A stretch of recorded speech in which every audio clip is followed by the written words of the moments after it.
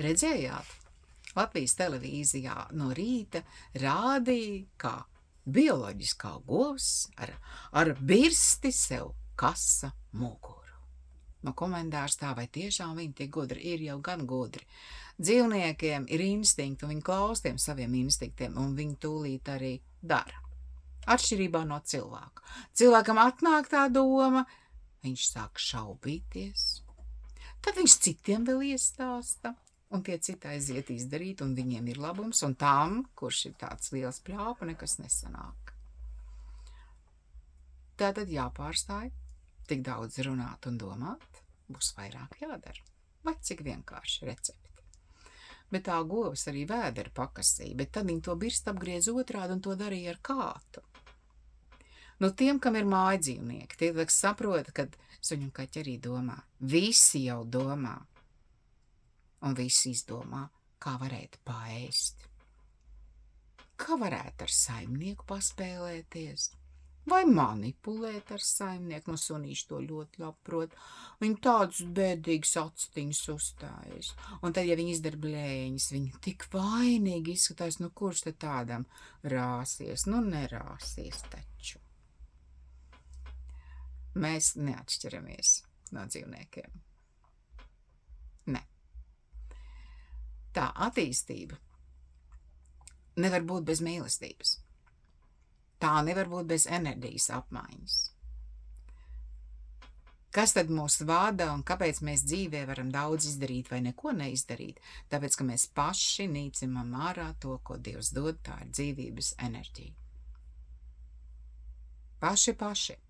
Jā, bija ērti, kad es saskrēju, kad sabruka PSRS, tad visādi ekstrasens, un tas tev to nodarīs, un tas tev šito. Zilā kā Martiņa tā nekad nepļāpāja. Viņa palīdzēja cilvēkiem. Bet tad pēkšņi uzrodās. Ļoti ērti, vainīgi citi.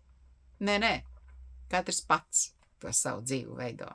Vai nu tu dari, vai nu nedari.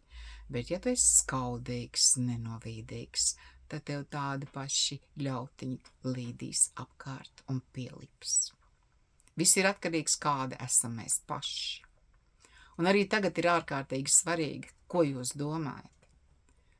Es zinu, tās nejaukās domas lien virsū, dzeniet viņas projām. Kad meditējat, nedomājiet tur pa gaisu kaut kādas zils brīnums. Šobrīd, lai iztīrītu galvu, domājiet par pavasari.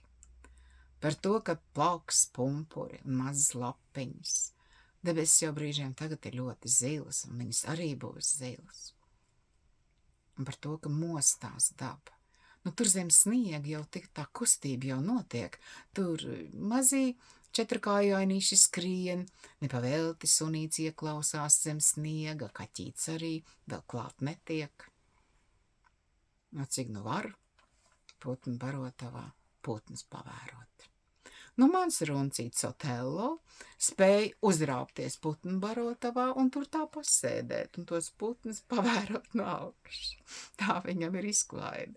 Tad, kad te bija ļoti augsts, viņš tā bišķiņ pasēdēja un tad nāca iekšā. Nu, tagad palika mazliet siltāks, viņš tur pasēž ilgāk. Nu, tad ir runcīts Raibulīts, kas ir vecs un jau pieklīdis mums labu laiku. Tas sēž pie loga, tas sēž uz kastītes. Un tam skatoties pa logu, tas ir kino. Un viņš ar to ir apmierināts. Dzīvnieku pasaulē ar vecumu arī prot samierināties dzīvnieki, tikai cilvēku pasaulē tas nenotiek. Tik daudz vēl cilvēkiem būs jāmācās, un nebūs kur likties.